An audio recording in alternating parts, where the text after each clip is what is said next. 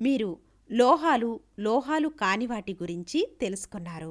మునుపటి తరగతులలో సింథటిక్ మరియు సహజ ఫైబర్స్, ఆమ్లాలు మరియు స్థావరాలు మొదలైనవి.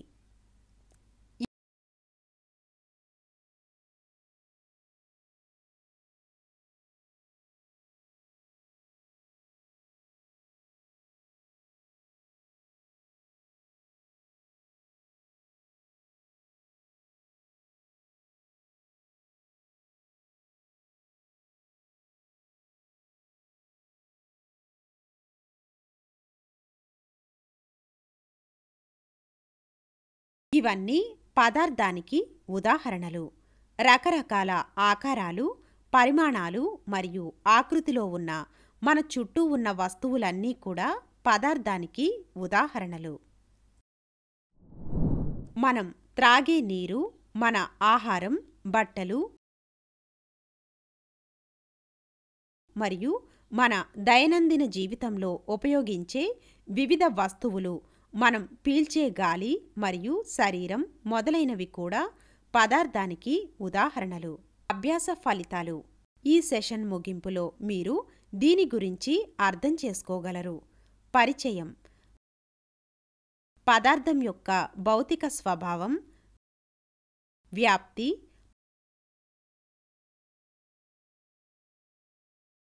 పదార్థం యొక్క కణం యొక్క లక్షణాలు, పదార్థ స్థితి, కీలక పదాలు. విషయం: పదార్థ స్థితి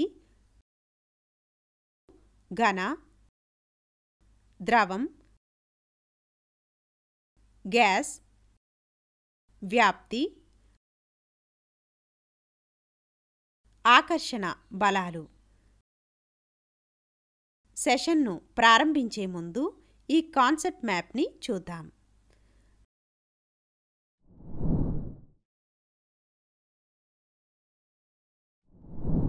గాలి, నీరు, రాళ్ళు, ఇసుక, మేఘాలు, పెన్సిళ్ళు, పుస్తకాలు ప్రతిదీ పదార్థంతో రూపొందించబడ్డాయి. పదార్థం అనేది ఈ విశ్వంలో ఖాళీని ఆక్రమించే మరియు ద్రవ్యరాశిని కలిగి ఉన్న ప్రతిదీ.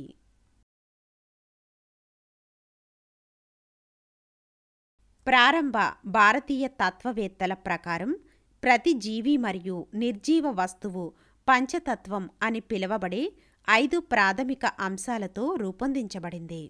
గాలి, నీరు, భూమి, ఆకాశం మరియు అగ్ని. కాబట్టి పదార్థం అనేది ఈ 5 భాగాల కూర్పు.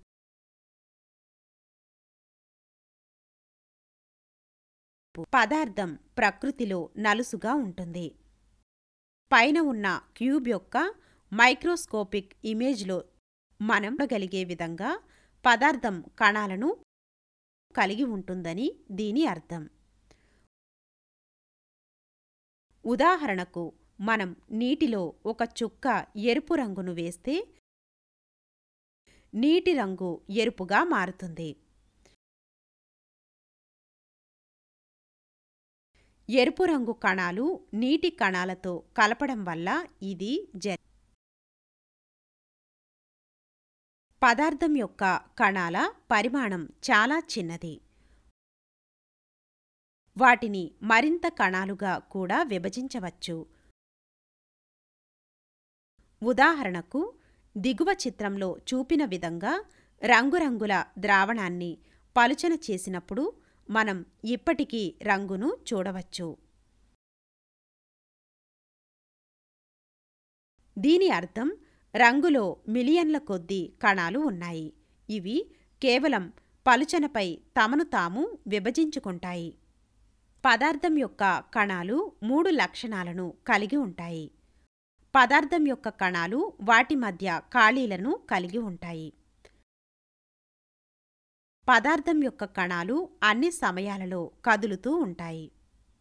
పదార్థం యొక్క కణాలు ఒకదానికొకటి ఆకర్షిస్తాయి.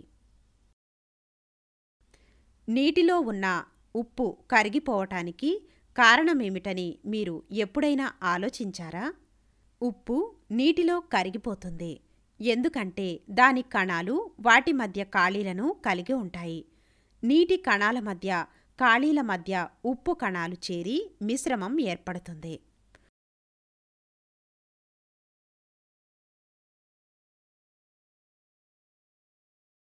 మనం ఈ కణాలను కంటితో చూడలేము. కణాలు నిరంతరం కదులుతూ ఉంటాయి. పదార్థం యొక్క కణాలు అన్ని సమయాలలో కదలికలో ఉంటాయి. అందువల్ల వారు గతిశక్తిని కలిగి ఉంటారు. కైనెటిక్ ఎనర్జీ చలనం వల్ల వచ్చే శక్తి. ఒక పదార్థం యొక్క కణాలు ఒక పదార్థంలోని ఇతర కణాలతో వాటంతట అవే మిళితం అవుతాయి. ఉదాహరణకు నీటిలో ఉప్పు, గాలిలో వివిధ వాయువులు, నీటిలో ఇంక్.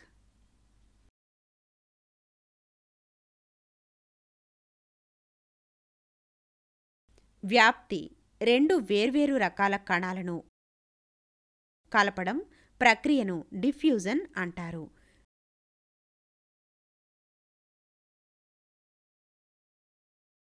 వేడి చేసినప్పుడు ఇది వేగంగా మారుతుంది. రేణువుల గతిశక్తి కూడా వేడి చేయడంపై పెరుగుతుంది.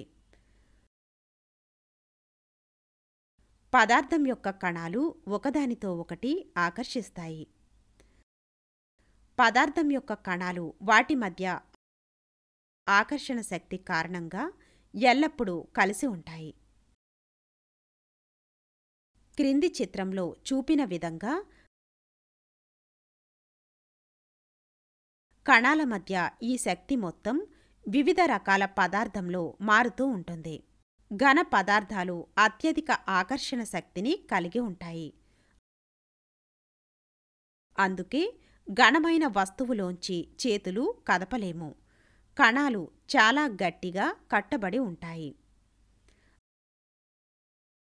అదేవిధంగా వాయువుల కణాలు వాటిలో అతి తక్కువ ఆకర్షణ శక్తిని కలిగి ఉంటాయి.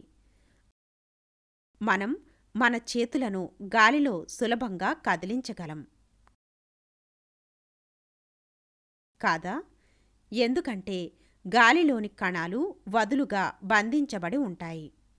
మనం వివిధ రకాలైన పదార్థాలు, ఘన పదార్థాలు, ద్రవాలు మరియు వాయువులు మధ్య ఆకర్షణ శక్తిని పెంచే క్రమంలో అమర్చవచ్చు. మనం నీరు లేదా ద్రవ పదార్థం ద్వారా కూడా మన చేతులను కదిలించగలము. కానీ గాలిలో మనం చేయగలిగినంత స్వేచ్ఛగా కాదు. అవి కూడా కొంతవరకు వదులుగా బంధించబడ్డాయని అర్థం. పదార్థం యొక్క కణాలు వాటి మధ్య ఆకర్షణ శక్తిని కలిగి ఉన్నాయని ఇప్పుడు మనకు తెలుసు.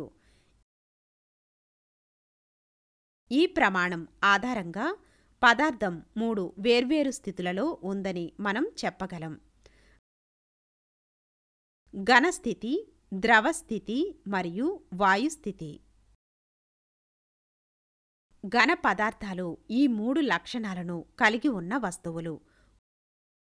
వాటికి నిర్దిష్ట ఆకృతి ఉంటుంది. వాటికి ప్రత్యేక సరిహద్దులు ఉన్నాయి. వాటికి వాల్యూమ్ ఉంటుంది.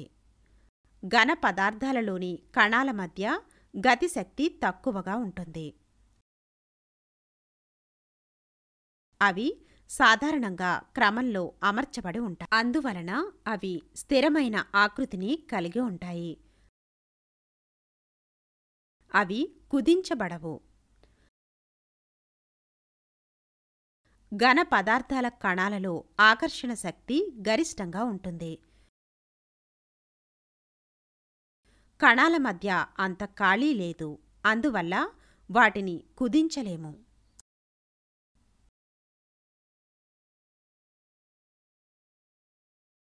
ద్రవాలు క్రింది లక్షణాలను కలిగి ఉంటాయి. ద్రవాలకు స్థిరమైన వాల్యూమ్ ఉంటుంది. ద్రవాలకు స్థిరమైన ఆకారం ఉండదు. ద్రవ కణాలలో ఆకర్షణ శక్తి ఘన పదార్థాల కంటే తక్కువగా ఉంటుంది.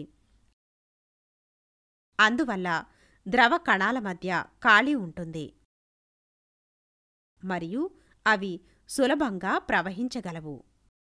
అవి కుదించబడవు.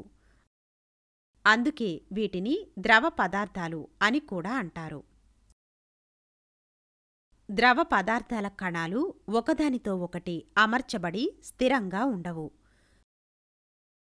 ద్రవాలు మనం ఉంచే కంటైనర్ ఆకారాన్ని తీసుకుంటాయని మీరు చూసి ఉండవచ్చు. ఎందుకంటే ద్రవ పదార్థాల కణాలు అధిక గతిశక్తిని కలిగి ఉంటాయి. అవి ఎప్పుడూ కదులుతూనే ఉంటాయి. వాయువులు క్రింది లక్షణాలను కలిగి ఉంటాయి. వాటికి స్థిరమైన వాల్యూమ్ లేదు. వాటికి స్థిరమైన ఆకారం లేదు. వాయువుల రేణువులకు వాటి మధ్య ఆకర్షణ శక్తి తక్కువగా లేదా దాదాపుగా ఉండదు. అందువల్ల కణాలు వాటి మధ్య పెద్ద సంఖ్యలో ఖాళీలను కలిగి ఉంటాయి మరియు అవి ఏ దిశలోనైనా స్వేచ్ఛగా కదలగలవు. అలాగే వాటిని సులభంగా కుదించవచ్చు మరియు ఘన పదార్థాలు మరియు ద్రవాల వలె కాకుండా చిన్న కంటైనర్లో ఉండవచ్చు. కణాల మధ్య చాలా ఖాళీ ఉన్నందున వివిధ వాయువులు ఒకదానితో ఒకటి సులభంగా వ్యాప్తి చెందుతాయి. కణాల మధ్య గతిశక్తి వాయువుల విషయంలో గరిష్టంగా ఉంటుంది. అందువల్ల కణాలు అధిక వేగంతో స్వేచ్ఛగా తిరుగుతాయి మరియు వాయువుల స్థిర ఆకారం ఉండదు. గుర్తుంచుకోవలసిన అంశాలు: పదార్థం కణాలతో రూపొందించబడింది. పదార్థం యొక్క కణాలు చాలా చిన్నవి. అవి మన ఊహకు అందనంత చిన్నవి. పదార్థం యొక్క కణాలు వాటి మధ్య ఖాళీని కలిగి ఉంటాయి. పదార్థం ఘన, ద్రవ మరియు వాయువు అనే 3 స్థితులలో ఉంటాయి. కణాల మధ్య ఆకర్షణ శక్తి ఘన పదార్థాలలో గరిష్టంగా, ద్రవాలలో మధ్యస్థంగా మరియు వాయువులలో కనిష్టంగా ఉంటుంది.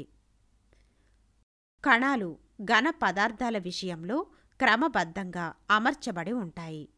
అయితే కణాలు వాయువులలో యాదృచ్ఛికంగా కదులుతాయి. పదార్థం యొక్క కణాలు నిరంతరంగా కదిలినప్పుడు మాత్రమే వ్యాప్తి సాధ్యమవుతుంది. వాయువుల వ్యాప్తి రేటు ద్రవ లేదా ఘన పదార్థాల కంటే ఎక్కువగా ఉంటుంది.